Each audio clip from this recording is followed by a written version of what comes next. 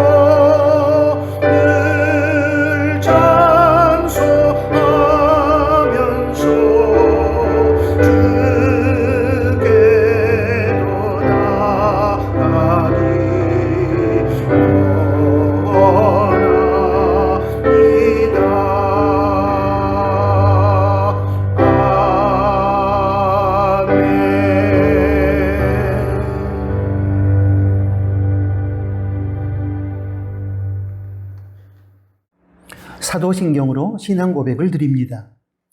전능하사 천지를 만드신 하나님 아버지를 내가 믿사오며 그 외아들 우리 주 예수 그리스도를 믿사오니 이는 성령으로 잉태하사 동정녀 마리아에게 나시고 본디오 빌라도에게 고난을 받으사 십자가에 못 박혀 죽으시고 장사한 지 사흘 만에 죽은 자 가운데서 다시 살아나시며 하늘에 오르사 전능하신 하나님 우편에 앉아 계시다가 저리로서 산자와 죽은 자를 심판하러 오시리라. 성령을 믿사오며 거룩한 공회와 성도가 서로 교통하는 것과 죄를 사하여 주시는 것과 몸이 다시 사는 것과 영원히 사는 것을 믿사옵나이다. 아멘. 예배를 위해서 기도하겠습니다. 하나님 아버지, 하나님께서 열어주신 가정의 달 5월에 소중한 가족을 허락하신 하나님께 진심으로 감사드립니다. 비록 무너진 부분도 있지만 저희는 하나님께서 저희의 가정을 날마다 새롭게 하여 주실 줄로 믿고 감사하면서 살아갈 것입니다.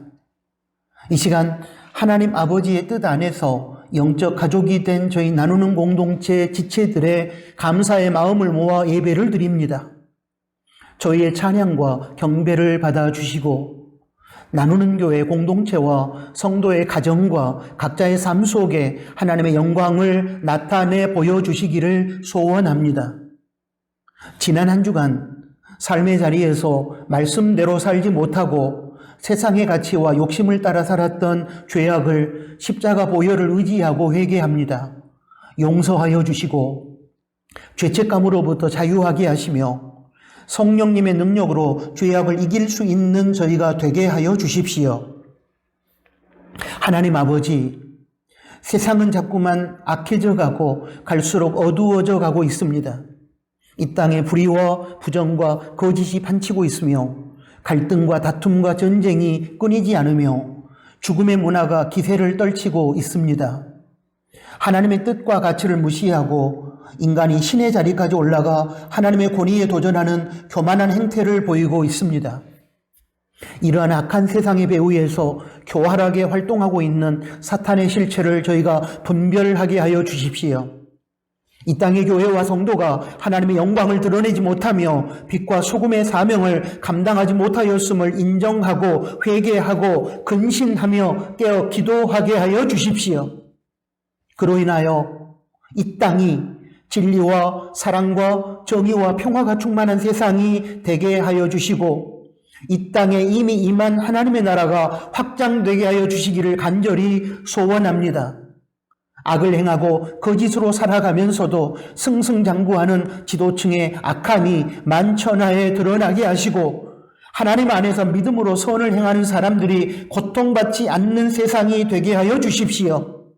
우크라이나를 향한 러시아의 침략 전쟁이 속히 그치게 하여 주시고 새롭게 출범하는 정부와 정치인들이 당리당략과 이념과 자신의 세속적인 욕심을 버리고 하나님의 뜻 안에서 국민의 마음을 헤아려 바른 정치를 펼침으로 하나님께서 기뻐하시며 국민이 행복한 나라를 세워가게 하여 주십시오. 하나님 아버지, 우리 나누는 가족들이 속한 가정의 무너진 부분을 회복하여 주시기를 간절히 소원합니다. 성도 각자의 무너진 영성을 회복시켜 주시기를 소원합니다. 특별히 비대면 예배의 자리에서 이제 대면 예배의 자리로 나와 온 교우들이 함께 예배 드릴 수 있도록 하여 주시기를 소원합니다. 병으로 고통 중인 성도들을 치유하여 주십시오. 5월부터 시작하고 있는 토요 새벽 기도회에 적극적으로 동참하여 기도하며 하나님의 뜻을 알고 순종하게 하시고 하나님의 능력으로 고난의 현실을 극복하는 우리 나누는 교우들이 되게 하여 주십시오. 생명누리 친구들에서부터 나오미 어르신에 이르기까지 모든 교우들이 믿음으로 살아 하나님께 영광을 돌리게 하여 주십시오. 하나님 아버지, 이 시간 예배의 모든 순서와 과정을 주관하여 주시고 저희의 고백과 결단을 통해 영광을 받아 주십시오. 예배를 통하여 하나님을 만나고 하나님의 성품을 닮아가는 저희가 되게 하여 주십시오. 예수님의 이름으로 기도드립니다.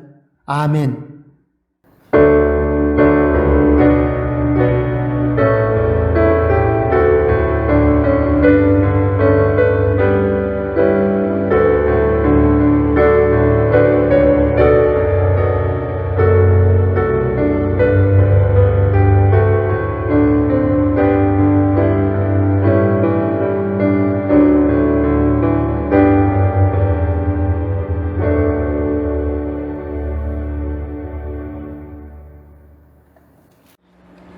하나님께 봉헌드리겠습니다. 하나님의 것은 하나님께 돌려드려야 하고 또한 하나님의 것을 맡아 관리하는 중에 하나님께서 원하시면 우리는 언제든지 하나님 나라를 위하여 기쁨으로 내어드려야 합니다. 왜냐하면 하나님은 주인이시고 우리는 하나님의 것을 맡아 관리하는 청지기이기 때문입니다. 이런 차원에서 우리는 청지기로서 정직한 11조를 드리며 또한 하나님께서 원하시는 사역을 위하여 다양한 목적의 헌금을 하나님께 드리는 것입니다. 이처럼 하나님의 주인 되심을 인정하고 인간의 청지기 됨을 선포하는 실체적인 행위가 봉헌입니다. 봉헌의 시간을 통하여 주인 되신 하나님께서 영광을 받으시고 하나님의 나라는 확장될 것입니다. 그리고 하나님의 선한 뜻이 우리가 살아가는 이 땅에서 이루어질 것입니다. 기도합니다. 하나님 아버지, 이 시간 하나님의 주인 되심과 저희의 청지기 됨을 인정하며 정직한 11조와 하나님 나라 확장을 위한 목적의 다양한 예물을 드립니다. 기쁘게 받아주시고 예물이 쓰여지는 곳마다 하나님의 생명의 역사가 나타나며 그로 인하여 하나님의 영광이 선포되고 또한 하나님의 은혜가 필요한 이 땅의 많은 사람들이 하나님의 존재와 사랑을 경험하는 소중한 기회, 하나님을 만나는 기회가 되게 하여 주십시오. 드리는 성도의 삶에 하늘의 평강과 기쁨을 허락하시며 그들의 일상에 영육간의 풍성한 복을 받게 하여 주십시오. 그리고 받은 복을 누릴 뿐만 아니라 베풀고 나누며 살아가게 하여 주십시오. 삶 속에서 매 순간 하나님의 은혜를 기억하며 감사로 예물을 드릴 때에 성도의 가정과 일터와 직장을 붙들어 주시고 그들의 가정이 날마다 천국이 되게 하여 주시기를 희망합니다. 일용할 양식을 제공하여 주시되 그로 인하여 우리가 감사하게 하시고 자족하며 살게 하여 주십시오. 예수님의 이름으로 축복하며 기도합니다. 아멘. 코이노니아 시간입니다. 먼저 함께 예배드리는 교우들과 인사를 나누겠습니다. 가족들과도 인사를 나누시고 혼자 예배드리시는 분들은 자신에게 인사를 나누도록 하겠습니다. 먼저 샬롬으로 인사합니다. 샬롬. 주님의 평화가 우리 각자의 심령과 우리 서로의 관계 가운데 우리가 섬기는 공동체마다 함께 하기를 소원합니다. 다음으로 감사합니다로 인사하겠습니다. 하나님 감사합니다. 함께 예배드리는 여러분, 그리고 우리 가족 여러분 고맙습니다. 마지막으로 사랑합니다로 인사하겠습니다. 사랑합니다. 주님 안에서 주님의 이름으로 사랑합니다. 아멘. 오늘은 5월 셋째 주일로서 스승의 날입니다. 그리고 5월 18일 수요일은 5.18 민주화 운동 기념일이며 5월 21일 토요일은 부부의 날입니다. 가정의 달 5월을 믿음으로 승리하시기 바라고 부부 사이에 천국이 임하며 무너진 가정의 회복을 위해서 기도합니다. 예수님의 참된 제자가 되길 바라고 자유와 평화와 정의의 가치가 이 세상을 주도하기를 소원합니다. 실외 마스크 착용 해제가 허락되었지만 의무사항은 아니고 예외가 있으며 오미크론 바이러스와 변이 바이러스가 여전히 기세를 떨치고 있습니다. 그러므로 나누는 교회 예배와 교회 생활 회복은 추이를 지켜보면서 점진적이고 단계적으로 이루어 가도록 하겠습니다. 가장 우선적으로 회복해야 할 것은 비대면 예배의 자리에서 대면 예배의 자리로 나오는 것입니다. 이러한 상황 속에서 여러분 개인적으로 방역수칙은 계속해서 잘 지켜주시기를 부탁합니다. 5월부터 토요일 나눔터 새벽 기도회를 실시하고 있습니다. 5월 7일 토요일은 마리아 그리고 에스터 나눔터, 5월 14일 토요일은 사라 그리고 리브곤 나눔터 중심으로 새벽 기도회를 가졌고 5월 21일 토요일은 루디아와 바울 나눔터 중심으로 새벽 기도회를 갖습니다. 예배당에서 새벽 5시에 모입니다. 적극적으로 참여해 주시기를 부탁합니다. 그리고 나눔터와 상관없이 모든 성도들께서 토요 새벽 기도회에 참석하셔서 기도하시고 은혜 받으시기 바랍니다. 계속해서 경건생활, 성경 읽기, 가정 새벽 기도, 그리고 가족 나눔터 천국의 식탁에 최선으로 임해 주시기를 부탁합니다. 나누는 가족 성경 읽기 본문은 오늘 5월 15일 주일 현재 시편 127편입니다. 읽고 묵상한 내용은 온라인 나눔터에서 계속해서 나누시기 바랍니다. 나오미 나눔터 어르신들의 건강과 그리고 다음 세대 친구들의 대면 예배 회복을 위해서 여러분 기도해 주시면 고맙겠습니다. 러시아의 우크라이나를 향한 침략 전쟁이 그치고 세계 가운데 주님의 평화가 임하도록 지속적으로 기도해 주시기를 바랍니다. 다음 세대를 위한 기도는 영상, 그림 자료를 보시고 기도해 주시기를 부탁합니다. 오늘 코인오니아는 여기까지입니다. 하나님의 말씀을 봉독합니다. 요한복음 6장 16절부터 21절까지 말씀입니다. 저물매 제자들이 바다에 내려가서 배를 타고 바다를 건너 가버나움으로 가는데 이미 어두웠고 예수는 아직 저희에게 오시지 아니하셨더니 큰 바람이 불어 파도가 일어나더라. 제자들이 노를 저어 12월이쯤 가다가 예수께서 바다 위로 걸어 배에 가까이 오심을 보고 두려워하거늘 가라사대 내니 두려워 말라 하신대. 이에 기뻐서 배로 영접하니 배는 곧 저희의 가려던 땅에 이르렀더라. 아멘. 방금 봉독한 말씀을 중심으로 오늘은 절망은 없다라는 제목하에 오늘 이 시대 힘든 고통의 현실 속에서 낙심한 우리들에게 들려주시는 하나님의 말씀을 받도록 하겠습니다. 사랑하는 교우 여러분, 요즘 세상살이가 쉽지 않습니다. 많이 힘든 것이 사실입니다.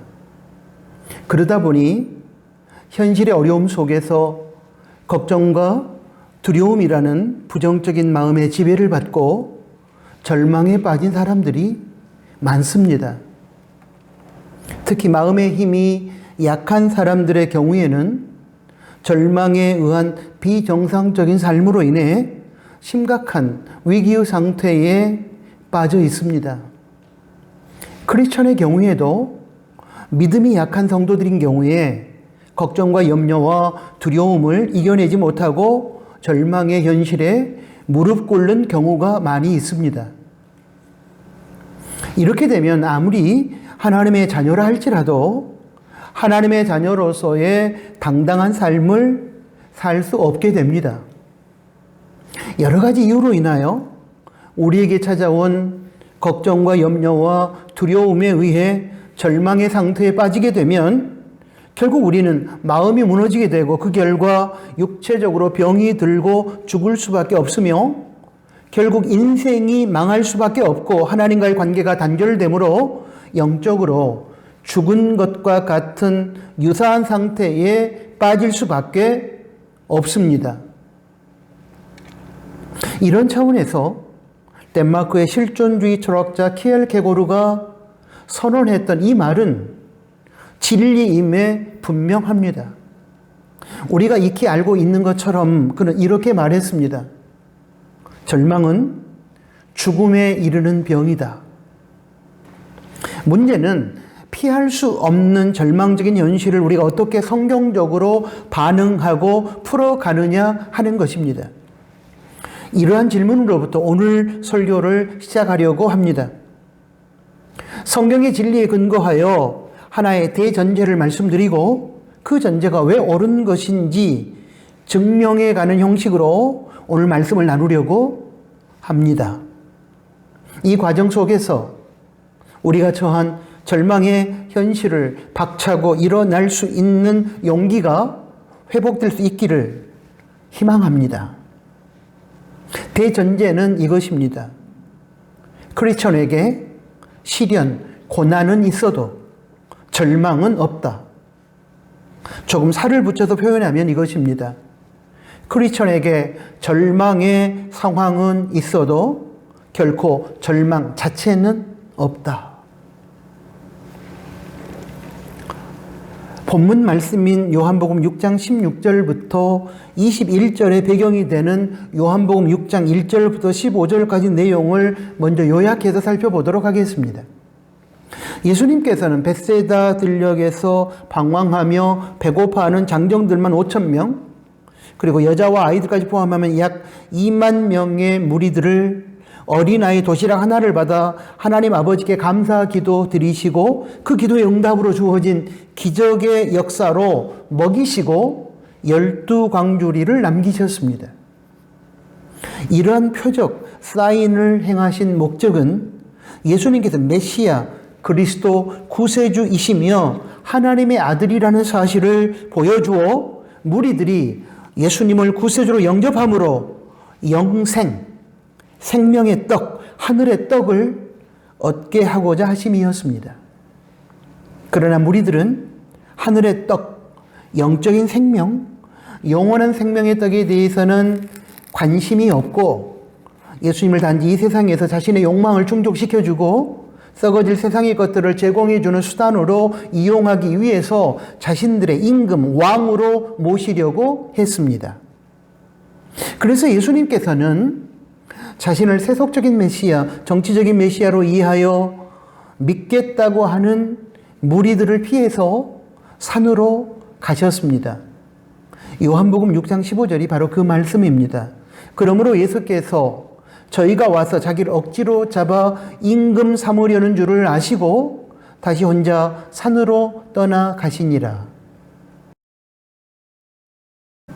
오늘 우리가 집중적으로 나누게 될 설교 본문 요한복음 6장 16절부터 21절까지 말씀은 예수님을 정치적, 세속적 메시아로 이해하고 자신들의 세속적인 욕망을 충족시키기 위하여 왕으로 옹립하려고 했던 무리들을 피해 예수님께서 산으로 가신 이후의 이야기입니다.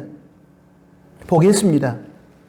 예수님은 산으로 가시고 제자들은 바다로 내려가서 바다 건너 예수님의 사역 무대인 가버나움으로 가고 있었습니다. 여기서 바다는 갈릴리 바다를 의미하는 원래는 호수입니다. 그런데 워낙 크고 넓어서 이스라엘 사람들은 이 갈릴리 호수를 갈릴리 바다라고 불렀습니다. 그런데 거기서 문제가 발생했습니다. 큰 바람이 불어 파도가 일어났고 노를 저어갔지만 풍랑 때문에 고작 10여리밖에 전진하지 못했습니다. 그리고 풍랑으로 인하여 두려움이 밀려왔습니다. 절망적인 상황이 찾아온 것이죠. 그때 물 위로 걸어오신 예수님께서 두려워하고 있는 배 안의 제자들에게 이렇게 말씀하십니다. 내니 두려워 말라.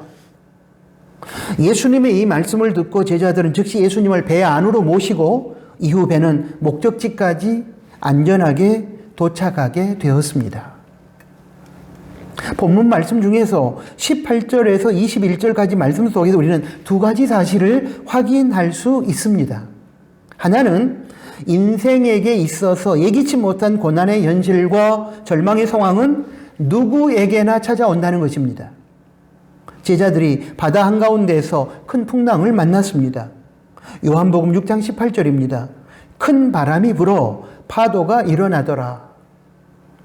여기서 풍랑은 인생이 만나는 고난의 현실이며 예기치 못한 절망의 상황을 뜻합니다.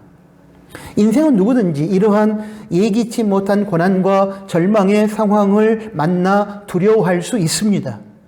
인생 그 누구도 여기에서 예외가 되는 사람은 없습니다. 특별히 제자들에게 찾아온 고난과 절망의 상황은 자신의 죄로 인한 징계 차원이나 사명의 길을 버리고 세상 길로 떠나가는 사람에 대한 하나님의 가로막으시는 차원에서 주어지는 것이 아니었습니다. 복음 전파를 위하여 가버나움으로 가는 사명의 길에 찾아온 고난과 절망의 상황이었습니다. 이런 경우를 보면 고난의 현실과 그로 인한 절망의 상황은 하나님의 뜻에 순종하여 나아가는 사명의 길에서도 찾아온다는 사실을 우리는 알 수 있습니다. 그러므로 혹시 이런 경우를 만나게 되더라도 어떻게 내 삶에 이런 일이 있을 수 있단 말인가 하면서 시험에 들지 않기를 바랍니다. 다른 하나는 이러한 고난의 현실과 절망의 상황은 예수님을 마음에 모시고 예수님의 말씀을 신뢰할 때에 극복될 수 있다는 것입니다. 앞에서도 우리가 살펴봤지만 바다 가운데에서 제자들은 풍랑을 만났습니다. 이러한 고난의 현실과 절망의 상황을 만나게 되면 대부분의 사람들은 크리스천이라 할지라도 인간으로서 연약함을 가지고 있기에 일단은 두려워하게 됩니다. 풍랑을 만난 갈릴리 바다의 제자들처럼 말입니다. 이때 예기치 못한 고난의 현실을 만나서 두려워하는 자신을 비하하거나 정죄할 필요는 없습니다.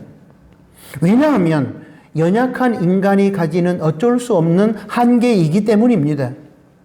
중요한 것은 고난의 현실과 절망의 상황을 극복하면 되는 것입니다. 제자들은 풍랑 이는 바다 한가운데서 바다 위로 걸어오시는 예수님을 만났고 내니 두려워 말라는 예수님의 음성을 들었고 그 말씀을 신뢰했으며 풍랑이라는 절망의 상황에 놓여 있었던 배, 자신들이 처한 절망의 상황에 예수님을 기쁨으로 모셔드렸습니다. 그리고 그들은 풍랑이라는 고난과 절망의 상황을 극복하고 안전하게 사명의 자리 가버나움에 도달하게 되었습니다. 요한복음 6장 20절부터 21절까지 말씀입니다. 가라사대 내니 두려워 말라신대 이에 기뻐서 배로 영접하니 배는 곧 저희의 가려던 땅에 이르렀더라. 아멘. 여기서 고난과 절망의 상황인 풍랑이 잠잠하여지고 제자들이 원하는 목적지인 가버나움에 무사히 도착하게 되었던, 즉 선한 결과가 이루어지고 희망의 세계가 열리게 된 이유에 대하여 여기서 한번 정리하도록 하겠습니다. 제자들이 고난과 절망의 상황인 풍랑을 극복한 첫 번째 이유는 예수님께서 그들과 함께 하셔서 역사하셨기 때문입니다. 예수님께서 풍랑 이는 바다 한가운데서 위기에 처한 배 위에 오르셨을 때에 풍랑이란 절망의 상황이 종식되었고 그 배가 목적지까지 안전하게 도착했음을 요한복음 6장 21절은 기록하고 있습니다. 아까도 봤던 말씀인데 이에 기뻐서 배로 영접하니 배는 곧 저희의 가려던 땅에 이르렀더라. 이 말씀은 절망의 상황에서 예수님을 모시고 예수님께서 우리와 동행하시면 어떤 절망의 상황이든 극복할 수 있다는 사실을 확인하여 줍니다. 그러므로 혹시 예수님을 믿지 않는 분으로서 고난과 절망의 상황을 만나 두려움에 떨고 있다면 먼저 예수님을 믿고 하나님의 자녀가 되시기를 바랍니다. 그리고 예수님을 믿는 하나님의 자녀라면 두려운 현실 앞에서 우리와 함께 하신 하나님께서 고난과 절망의 상황을 해결하여 주실 것을 확신하시기 바랍니다. 기도함으로 모든 고난의 현실과 절망의 상황을 하나님께 맡기시기 바랍니다. 기도 가운데 우리와 함께 하시는 하나님께서 능력을 나타내셔서 절망의 생각이 물러가게 하시고 절망의 상황을 해결해 주실 줄로 확신하시기 바랍니다. 시편 23편의 다윗의 위대한 고백을 기억해 보십시오. 다윗은 자신이 사망의 음침한 골짜기로 다닐지라도 해받음을 두려워하지 않을 것이라고 했습니다. 그 근거가 무엇이었는지 아십니까? 시편 23편 4절입니다. 내가 사망의 음침한 골짜기로 다닐지라도 해를 두려워하지 않을 것은 주께서 나와 함께 하심이라. 주의 지팡이와 막대기가 나를 안위하시나이다. 안전하게 하시나이다. 주님께서 자신과 함께 하시기 때문에 어떤 고난과 절망의 상황이 닥칠지라도 두려워할 필요가 없다는 다윗의 고백입니다. 그렇습니다. 주님이 함께 하시면 고난의 현실과 절망의 상황을 우리는 두려워할 필요가 없습니다. 왜냐하면 전능하신 하나님께서 나를 사랑하셔서 그 고난과 절망의 상황을 뛰어넘게 하실 것이기 때문입니다. 만약에 고난과 절망의 상황 중에 우리를 혹시 그대로 두실지라도 두려워하지 말 것은 그 기간은 하나님께서 정하신 때까지의 한시적인 것이며 우리 각자 마음의 강함과 신앙의 유익과 미래의 행복을 위하여 주님께서 필요하다고 판단하셔서 허락하신 상황이므로 결국은 합력하여 선을 이루실 것이기 때문입니다. 제자들이 고난과 절망의 상황인 풍랑을 극복한 두 번째 이유는 하나님 말씀에 대한 믿음과 신뢰가 있었기 때문입니다. 영으로 계신 하나님께서는 당신의 말씀을 통하여 자신을 우리에게 계시하십니다. 그러므로 말씀은 하나님 자체인 것입니다. 그러므로 하나님 말씀을 믿는 사람은 하나님 자체를 믿는 것과 같습니다. 오늘 본문 20절에서 풍랑으로 두려워하고 있었던 제자들에게 예수님께서 이렇게 말씀하셨습니다. 내니 두려워 말라 하신대. 여기서 내니라는 이 말은 원어로 에고 에이미, 번역하면 나는 뭐뭐이다, 나는 나다, 그런 의미인데 이 말은 예수님께서 자신의 신적인 본성을 말씀하실 때 사용하신 구문입니다. 예수님께서 평소에는 신성을 의미하는 구문으로 자신을 소개할 필요가 없었겠지만 요한복음 6장 20절에서 내니, 에고 에이미, 나는 나다라는 신성, 신적인 본성을 의미하는 표현하신 이유에 대하여 저는 예수님께서 풍랑으로 인한 두려움에 젖어 있는 제자들에게 풍랑을 잠잠케 하실 수 있는 예수님의 신적 능력을 확인시켜 주기 위한 이유 때문이라고 생각합니다. 그러므로 정리하면 이렇게 해석할 수 있을 것입니다. 나는 하나님이다. 그런 내가 너희와 함께 있어 이 풍랑의 문제, 고난의 현실, 절망의 상황을 해결해 줄 테니 너희는 두려워 말라. 제자들은 예수님의 이 말씀을 붙들었습니다. 신뢰한 것입니다. 믿음이란 여러분, 하나님의 말씀이 그대로 이루어질 줄로 받아들이고 수용하는 마음입니다. 하나님의 말씀을 신뢰하고 그대로 수용하는 믿음은 고난 속에서 두려워하는 우리의 부정적인 마음을 몰아내고 평안과 기쁨의 마음을 주실 뿐만 아니라 절망의 상황을 극복하여 희망의 세계로 나아가게 합니다. 결정적인 순간에 사탄은 하나님의 말씀을 의심하고 가감하고 섞어버리고 그리고 불신하도록 하여 불순종하게 합니다. 그래서 성도들이 안타깝게도 영적 전투에서 승리하지 못하거나 고난의 현실을 뚫고 나아가지 못하고 주저앉아 세상을 원망하며 절망하게 되는 것입니다. 그렇기 때문에 우리는 어떤 상황 속에서도 하나님 말씀에 대한 신뢰를 끝까지 버리지 않아야 합니다. 우리의 경험과 지식과 상식에 맞지 않고 불편하고 부담이 되고 손해가 되더라도 하나님 말씀을 신뢰하고 그 말씀을 수용하고 그 말씀에 순종해야 합니다. 그것이 믿음입니다. 이 믿음이 우리로 하여금 절망의 상황을 극복하고 희망의 세계로 나아가도록 하는 것입니다. 고난이 없는 인생, 시련이 없는 인생은 없습니다.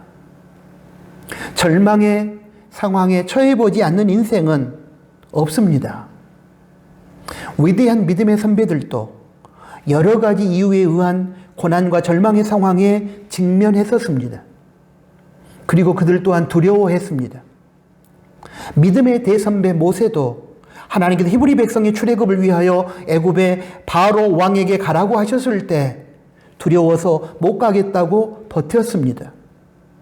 걸출한 지도자 모세로부터 리더십을 물려받고 이제 홀로 이스라엘을 이끌어야 했던 여호수아도 가나안 땅에 들어가 거기서 정복 전쟁을 해야 하는 상황에서 책임감 때문에 엄청난 부담과 두려움을 느꼈습니다. 그래서 두려움에 떨고 있었던 여호수아에게 하나님께서는 여호수아서 1장 6절과 7절과 9절에서 반복해서 마음을 강하게 하고 담대하라고 말씀하지 않으셨습니까? 이렇게 반복해서 말씀하신 이유는 여호수아가 두려워했기 때문입니다. 이처럼 믿음의 위대한 선배들도 인간의 연약함을 가지고 있었기 때문에 예기치 못한 불안한 현실을 만나거나 고난의 절망의 상황이 찾아오면 두려워했습니다. 이때 두려워했다는 사실 자체를 가지고 자신을 비하하거나 정죄해버리면 우리는 또 다른 올무에 빠지게 됩니다. 그것은 마귀의 계략으로서 성도를 완전히 짓밟아버리는 술수입니다. 두려워할 수는 있습니다, 여러분. 이제 중요한 것은 성경적인 방법으로 이 두려운 현실을 극복하고 기쁨과 평안의 세상으로 출애굽하는 것입니다. 절망의 상황 앞에서 절망에 빠지지 않고 절망의 상황을 극복하는 것입니다. 다시 한번 말씀드립니다. 크리스천에게 절망은 없습니다. 절망의 상황은 우리에게 찾아올 수 있지만 기억하십시오. 우리에게 결코 절망은 없습니다. 절망을 희망으로 바꿔주시는 전능하신 하나님이 우리와 함께 하시기 때문입니다. 절망의 상황 속에 처하게 되었지만 결코 절망하지 않았던 한 사람의 이야기를 여러분과 함께 나누고 싶습니다. 우리와 동시대를 살아가고 있는 자매의 이야기이기 때문에 더욱 공감이 되고 도전이 될 것이라고 생각합니다. 이화여대를 다니던 어느 날 불의의 교통사고를 당했던 이지선이란 자매의 이야기입니다. 어느 날 지선 학생은 오빠가 운전하는 마티즈를 타고 내부 순환도로를 따라 학교를 가고 있었습니다. 그런데 뒤쪽에서 술에 만취한 운전자가 지선 학생이 타고 있던 차를 들이받았습니다. 그 충격으로 마티즈는 다른 차량 쪽으로 튕겨나가 몇 번을 다시 부딪힌 후 멈춰섰습니다. 그리고 차에 불이 나기 시작했습니다. 하지만 오빠와 지선 학생은 실신에 있었기 때문에 불이 난 줄 모르고 앉아 있었습니다. 정신이 먼저 든 오빠가 지선이를 보았을 때 지선이의 몸에 불이 붙어 활활 타오르고 있었습니다. 오빠가 입고 있던 옷을 벗어 지선이의 몸에 붙은 불을 껐지만 지선이는 이미 큰 화상을 입은 후였습니다. 오빠는 지선이를 들쳐업고 병원으로 달렸습니다. 하지만 담당 의사는 지선이의 화상을 보고 회복될 가능성이 25%가 안 될 것이라고 했습니다. 몇 번의 피부 이식 수술을 반복하고 지선이는 거울을 통해 자신의 얼굴을 보았습니다. 평소 예뻤던 자신의 얼굴이 아닌 화상에 일그러져 징그러운 자신이 보였습니다. 절망적이었습니다. 자신을 죽음에 이르게 하여 고통 없이 주님의 곁으로 데려가시지 않고 이렇게 흉한 모습을 다시 주신 하나님을 원망하였습니다. 도대체 어떻게 살아가야 할지 도무지 앞길이 보이지 않았습니다. 목에 있는 살이 타버려 고개도 들지 못했습니다. 손에 있는 살이 타버려 마디에 구분도 없었습니다. 하지만 조금씩 시간이 흘러 목을 15도가량 들 수 있었을 때 그녀는 주님께 기쁨의 감사 기도를 드렸습니다. 그녀가 자신의 손으로 옷의 단추를 잠글 수 있었을 때 감사 기도를 했습니다. 혼자서 화장실을 갈 수 있을 때 주님께 또 감사를 드렸습니다. 치료를 마친 그녀는 미국 보스턴으로 갑니다. 어학연수를 마치고 보스턴 대학에 입학한 그녀는 그곳에서 상담학을 전공했습니다. 그리고 그녀는 그녀와 상담을 요청하는 사람들에게 이야기합니다. 절망적입니까? 제 얼굴을 보세요. 저만큼 절망적이지는 않을 것입니다. 하지만 저는 절망하지 않습니다. 도리어 미래에 대한 희망으로 가득할 뿐입니다. 지금 이 지선자매는 2017년 3월부터 한동대학교 상담심리사회복지학부 교수로 취임해서 자신에게 찾아온 고난과 아픔을 이겨낸 경험으로 절망의 상황에 직면해 있는 많은 분들을 도와주고 있습니다. 그녀의 삶은 비록 시련은 있지만 결코 절망은 없다는 성경적인 진리를 우리들에게 가르쳐 줍니다. 그녀에게 절망의 상황은 비록 찾아왔지만 그녀에게 결코 절망은 없었습니다. 이것이 바로 이지선 자매가 고난의 상황에서 절망하고 있는 오늘 우리들에게 던지는 도전이 아니겠습니까? 1938년 데이지라는 유명한 소설로 노벨 문학상을 수상한 세계적인 문호 펄 벅의 어머니에 대한 일화를 하나 이어서 소개하겠습니다. 펄 벅의 어머니의 절망을 희망으로 바꾼 이야기입니다. 미국 여성 최초의 노벨 문학상 수상자인 펄 벅 여사는 선교사인 아버지를 따라 중국에서 어린 시절을 보냈다. 어느 해 심한 가뭄이 들었을 때이다.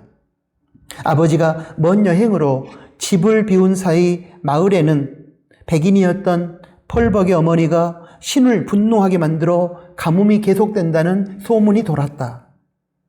사람들의 불안은 점점 분노로 변해 어느 날 밤 사람들은 펄 벅의 집으로 몰려왔다.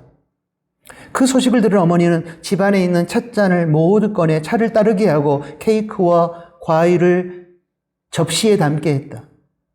그리고 대문과 집안의 모든 문을 활짝 열어두고는 아이들과 함께 거실에 앉아 있었다. 마치 오늘을 준비한 것처럼 어린 펄 벅에게 장난감을 가지고 놀게 하고 어머니는 바느질감을 들었다.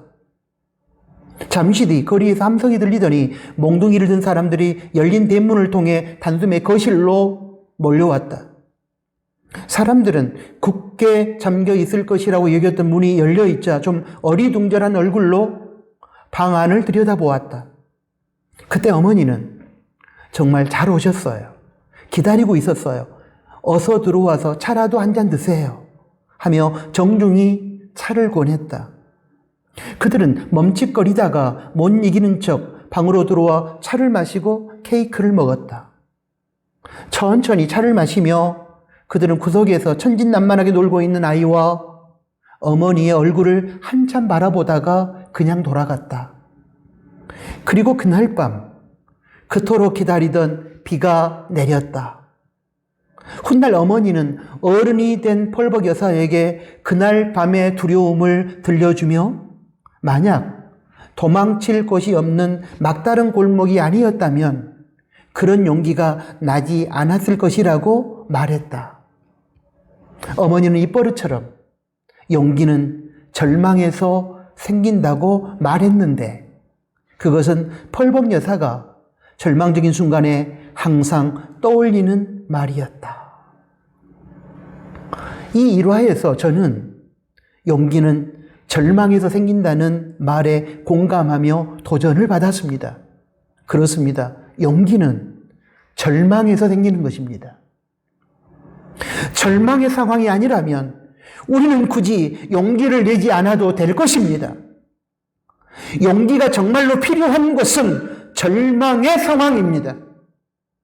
절망의 상황에서 용기가 없다면 우리는 그대로 그 자리에서 망하고 죽게 될 것입니다. 그렇기 때문에 하나님께서는 우리가 절망의 상황을 극복하고 희망의 세계로 나올 수 있도록 절망의 상황에 처해 있는 우리들에게 용기를 주시는 것입니다. 그러므로 저는 우리가 이렇게 믿어야 한다고 생각합니다.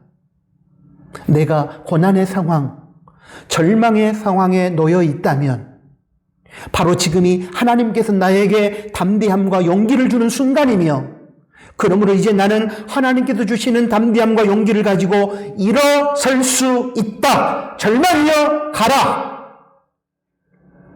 하나님은 당신께서 사랑하시는 자녀들인 우리 성도가 절망의 상황 속에서 무너지는 것을 원치 않습니다. 그렇기 때문에 성도가 고난과 절망의 상황에 놓여 있을 때마다 찾아오셔서 용기를 주셨고 그 용기를 힘입어 담대하라고 말씀하시면서 우리 손을 잡고 일으켜 주시는 것입니다. 사랑하는 교우 여러분, 세상은 둥글다.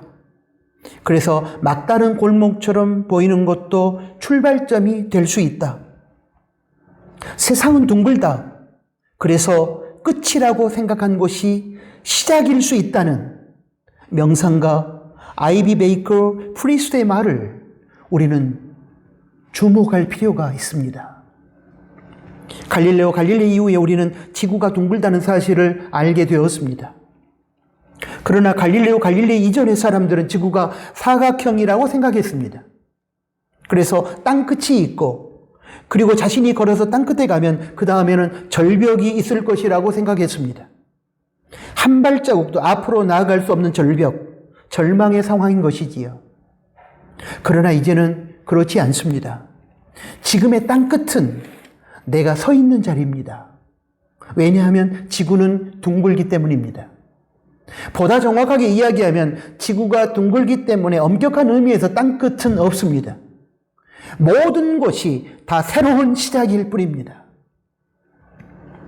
지리적인 차원에서뿐만 아니라 정신적인 차원에서도 갈릴레오 갈릴레이의 지구는 둥글다는 진리는 똑같이 적용될 수 있습니다.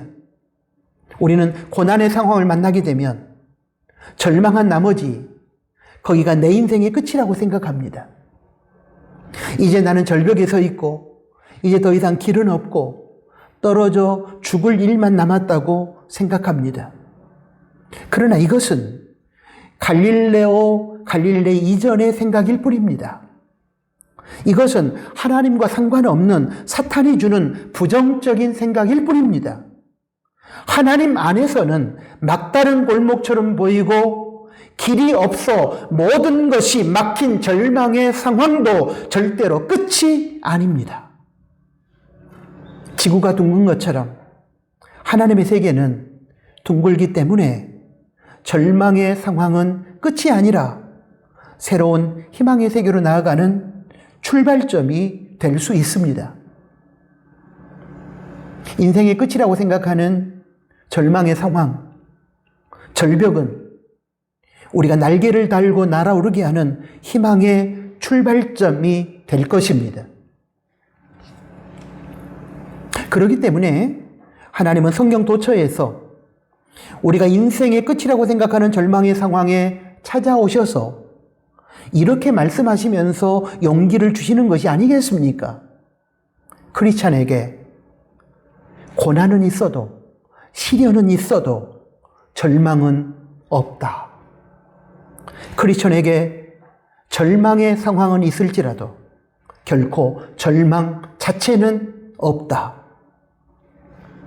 고난의 상황 앞에서 두려워하며 절망하고 있는 오늘 우리들에게 하나님께서 성경 도처에서 말씀하시는 메시지입니다. 그러므로 사랑하는 교우 여러분, 이 말씀을 붙드시고 이제는 절망의 자리에서 일어서시기 바랍니다. 우리는 절망의 상황을 몰아내고 승리할 것입니다. 여호와 니시. 아멘. 하나님 아버지 고맙습니다. 힘든 세상을 살아가면서 걱정하고 두려워한 나머지 절망의 상태에 주저앉고 있는 우리들에게 오늘 주신 말씀으로 찾아오시고 우리들에게 용기를 주시고 일어서라 말씀하시니 고맙습니다. 너희들에게 절망의 상황은 찾아올 수 있으나 너희들은 결코 절망해서는 안 된다고 말씀하시는 주님의 말씀을 저희들이 이 시간 기억하게 하시고 주님을 의지하고 주님께 기도하고 주님의 말씀을 신뢰함으로 절망의 자리를 희망의 자리로 만들어가는 우리 나누는 가족들이 되게 하여 주십시오. 예수님의 이름으로 기도합니다. 아멘. 파송 찬양을 드립니다. 오늘 주신 말씀을 생각하면서 선한 능력으로 함께 찬양합니다.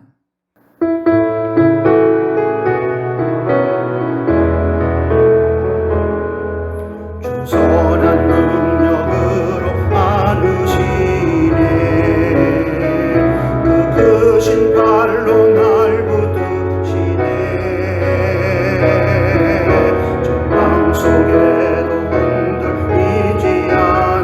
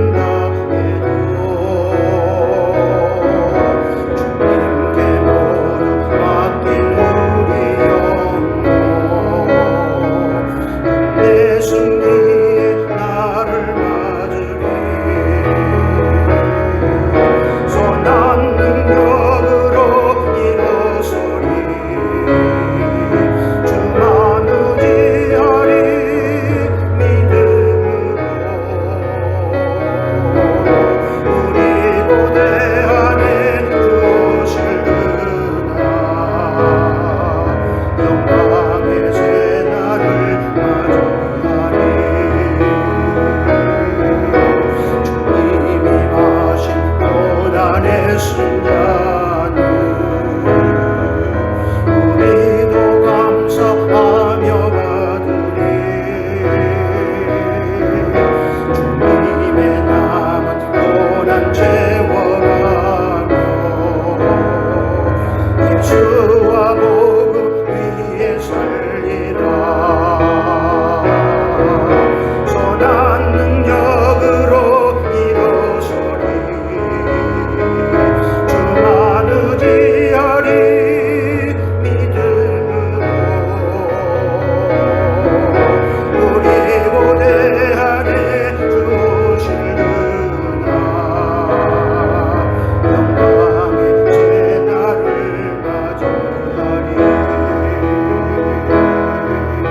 승리의 새날을 맞이하리.